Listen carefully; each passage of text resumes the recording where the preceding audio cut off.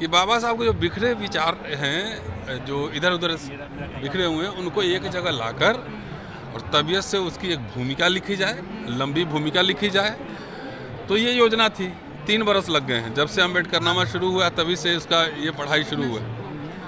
तो इसमें तकरीबन 80 उनके भाषण, उनके इंटरव्यूज़, ज्ञापन का संकलन है, उन्हीं का है, भारत सरकार ने छापा हुआ है।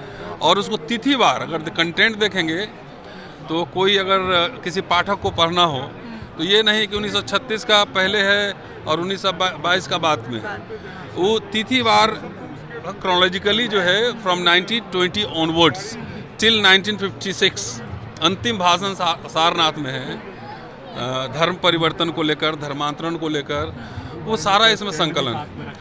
और ये धर्मांतरण का कोई एकांगी प्रक्रिया नहीं थी, ये सिर्फ धर्म का परिवर्तन नहीं था, नहीं। जैसे महिलाओं के बारे में मनुस्मृति में महिलाओं का क्या टेक है वो भी लिखा हुआ है इसमें। तो सारे दलित हिंदू बन जाते हैं और जैसे ही इलेक्शन खत्म होता है उसके बाद कुटाई शुरू हो जाती है। अम्बेडकर इलेक्शन के समय बाबा साहब के नाम लिए जाते हैं, लेकिन उनकी मूर्तियां भी टूटती हैं, दलित महिलाओं के बलात्कार भी होते हैं, कोई नेता जाता नहीं बोले। तो जो हिंदुआइजेशन, बाबा साहब को हिंदू बनाने की कोशिश हो रही है। तो इसलिए ये एक जगह सारा माल रख दिया है कि बाबा साहब ने धर्मों के बारे में क्या कहा है, जरा आप ही पढ़ लीजिए और आप ही तय कीजिए।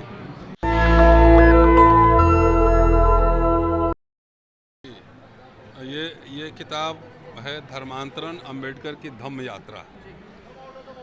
और ये जो है, जब मैंने अम्बेडकरनामा पे बोलना शुरू किया था तो उस समय अम्बेडकर को पढ़ना मैंने शुरू किया था। और मैं इतिहास का छात्र हूँ, सब कुछ एक साथ नहीं पढ़ सकता। तो कई चुनौतियाँ थे, मेरे मित्रों ने ही चुनौतियाँ ठोक दी मेरे ऊपर कि मैं अम्बेडकरवादी नहीं हूँ। तो मार्क्सवादी बनने के लिए या गांधीवादी बनने के लिए या अम्बेडकरवादी बनने के लिए सबसे ज़रूरी बात है वह है कि उनके विचारों का अध्ययन। तो जो चुनौतियाँ मेरे दोस्तों ने पेश की, चूँकि मैं इतिहास पढ़ाता हूँ, इतिहास का छात्र हूँ, वो भी प्राचीन पढ़ाता हूँ, PhD काशी प्रसाद जायसवाल पर है, और अंग्रेजी में भी लिखता हूँ, हिंदी में भी लिखता हूँ, और थोड़ा हिंदी साहित्य में भी चला गया। PhD कुछ ऐसा था, थोड़ा हिस्ट्री में भी चला आया।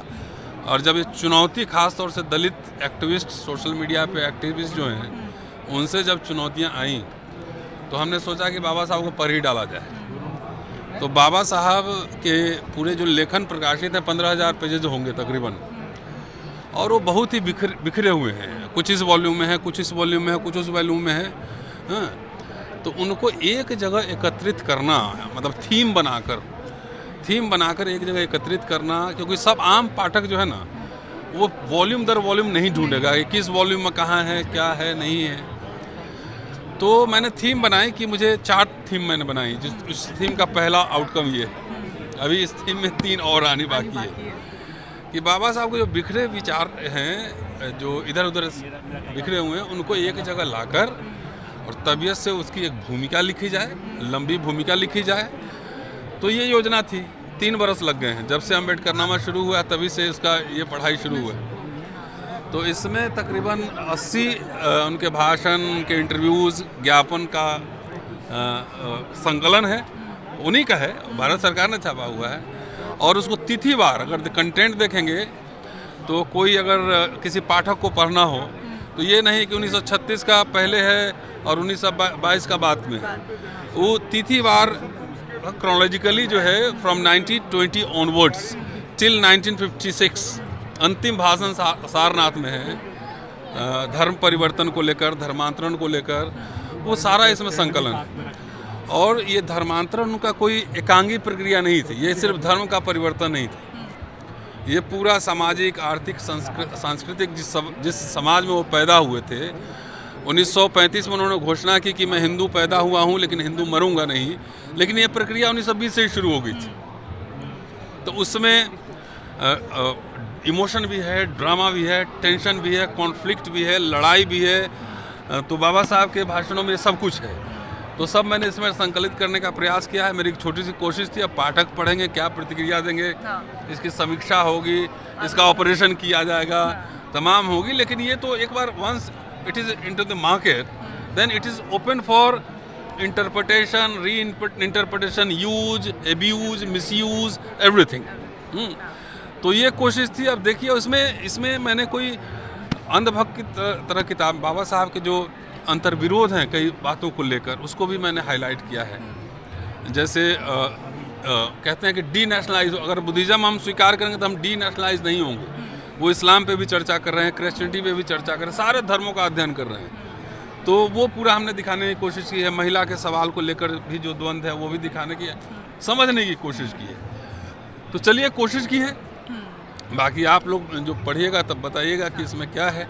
लेकिन एक बात और है कि आजकल वोट के समय जितने दलित आदिवासी सब हिंदू बन जाते हैं ना, नहीं, जैसे महिलाओं के बारे में मनुस्मृति में महिलाओं का क्या टेक है वो भी लिखा हुआ है इसमें। तो सारे दलित हिंदू बन जाते हैं और जैसे ही इलेक्शन खत्म होता है उसके बाद कुटाई शुरू हो जाती है।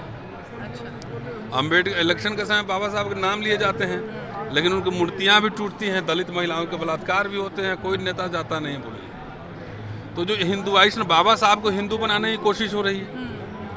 तो इसलिए ये एक जगह सारा माल रख दिया है कि बाबा साहब ने धर्मों के बारे में क्या कहा है, ज़रा आप ही पढ़ लीजिए और आप ही तय कीजिए कि वो क्या थे, क्या सोचते थे, किस तरह का समाज बनाना चाहते थे। ये मैंने कहा कि धर्मांतरण एक एकांगी प्रक्रिया नहीं थी, इसमें समाज भी है, राजनीति भी है, इसमें अर्थव्यवस्था भी है, सब कुछ इसमें समाहित है। कि दलित मुक्ति का प्रश्न है इसमें, कि जिस समाज में वो पैदा हुए थे वो हायरार्काइज समाज था ना, छूत अछूत तमाम चीज़ थी, पानी नहीं पीने दिया जाता था, तमाम ये सब बात। तो उसका उन्होंने कैसे प्रतिकार किया है सब इस किताब में। आप देखिए क्या रिएक्शन आता है। आपने कहा चुनाव में जिस तरीके से बाबा साहेब के नाम का इस्तेमाल होता है, लेकिन आजकल जैसा अमित शाह ने कहा कि फैशन हो गया है। और अभी एक बाबा है धीरेन्द्र शास्त्री, उसने बोला है कि जितने लोग इसमें मरे हैं वो सब मुक्त चले गए। तो उनका जवाब जो है ना, मुझे देने की जरूरत नहीं, स्वामी अविवेक मुक्तेश्वरानंद ने दे दिया कि आ जाओ तुम्हें भी अपर लोग भेज देते हैं। तो अमित शाह जो कह रहे हैं कि इतना भगवान का नाम लिए रहते तो स्वर्ग चला जाता आदमी, तो एक बार स्वर्ग जाके लौट के आके बताए ना कि वहाँ क्या क्या चल रहा है। अच्छा। जो उनके मन के अंदर आरएसएस, हिंदू महासभा और इन दक्षिणपंथियों के मन के अंदर बाबा साहब को लेकर जो विचार पहले थे, जो बीच में थे, जो आज हैं, अमित शाह ने स्पष्ट रूप से कह दिया है कि बाबा साहब को मानते नहीं। बाबा साहब के पुतले फूके गए थे हिंदू कोड बिल पर, नेहरू और बाबा साहब दोनों के पुतले फूके गए थे ना।